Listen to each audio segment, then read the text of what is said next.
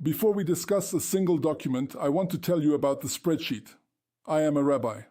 I am not, by nature or training, a spreadsheet person. I believe in the primacy of text, of commentary, of the living conversation between a question and its answer across centuries. I do not believe in columns. I did not believe in columns. And then I started gathering Aliyah documents, and I became, within approximately 2 weeks, a person with a spreadsheet that had 17 columns, conditional formatting in 3 colors, and a separate tab for each family member.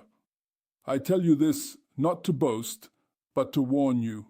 The Aliyah document process is manageable if and only if you approach it as a project with a plan. It is chaotic and overwhelming and likely to cost you months of delay if you approach it as a series of tasks to be done when you feel like it. There are documents that take weeks to arrive. There are documents that have expiry dates, meaning that if they arrive too early, they will expire before your interview, and you will have to order them again. There are documents that require other documents before they can be obtained. There is an order of operations. The spreadsheet is not optional. Let us establish the timeline first, because everything else flows from it. The standard recommendation from both the Jewish Agency and Nefesh B'Nefesh is to begin the formal application process 8 to 10 months before your intended Aliyah date. This is not a conservative estimate. For some people, depending on the complexity of their family history and the country they are applying from, 10 months is genuinely tight. I am telling you this so that you start now, not when you feel ready. The broad timeline looks like this. 10 to 12 months before your intended Aliyah date, begin research, contact your relevant organization, start your online application. 8 to 10 months before, submit your application, order your civil documents, birth certificates, marriage certificates, and so on. 6 to 8 months before, obtain your rabbi's letter, begin the apostille process, gather passport photos. 4 to 6 months before, order your criminal background check, which has a 6-month validity and must be valid on the day of your interview, and upload all completed documents to your portal. 3 to 4 months before, attend your eligibility interview with the Jewish Agency.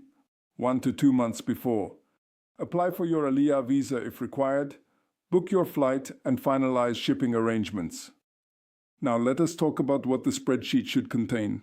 Each document should have a row. Each row should track the name of the document, who it is for, where you need to obtain it from, the current status, the date ordered, the date received, whether it requires an apostille, whether the apostille has been applied, whether it requires a certified translation, the expiry date if applicable, and whether it has been uploaded to your portal. This sounds like a great deal of columns. It is a great deal of columns. You will be grateful for each one. The documents in Part 2 fall into several categories. First, civil identity documents. Your passport, your birth certificate, the birth certificates of relevant family members. Second, proof of Judaism, the rabbi's letter, supported by the relevant family documents. Third, marital status documents, whichever applies to your situation. Fourth, the criminal background check. Fifth, the supporting forms, the health declaration, the information waiver, the affidavit, the photos, the personal statement. And sixth, for certain applicants, supplementary documents related to Israeli connections, previous Aliyah, or conversion.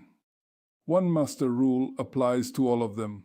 Obtain originals, not photocopies, not scans, not certified copies unless specifically told that a certified copy will be accepted in place of an original.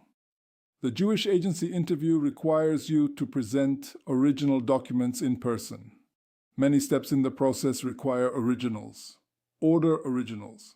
Order 2 of each where possible. The few extra pounds or dollars you spend on a second copy of a birth certificate are cheap insurance against losing the first one during the 7 months it takes to gather everything else. A second master rule: do not apostille anything until you have confirmed precisely which version of the document is required by the Jewish Agency. The apostille is attached to the specific document you submit it with. If you then discover you need a different version of the document, a long form rather than a short form birth certificate, for instance, or a version with both parents' names included, the apostille on your previous version is useless. Confirm the document specification first, then obtain the document, then apostille it, in that order. A third master rule: track expiry dates obsessively. Your criminal background check is valid for only 6 months from the date of authentication and must be valid on the day of your Aliyah. Your rabbi's letter must have been written within the past year. Your affidavit of single status, if required, is valid for 6 months from authentication. These are not suggestions. Plan your timeline around the most restrictive expiry date in your file. The episodes that follow cover each document in detail: what it is, where you get it, what exactly is required, what the apostille process looks like for UK applicants versus US and Canadian applicants, and what Rabbi Moshe got wrong so that you do not have to. Start the spreadsheet. Make the columns. Everything else is just filling them in one row at a time. You can do this. It just requires organization, patience, and the willingness to spend a great deal of time on hold with the General Register Office.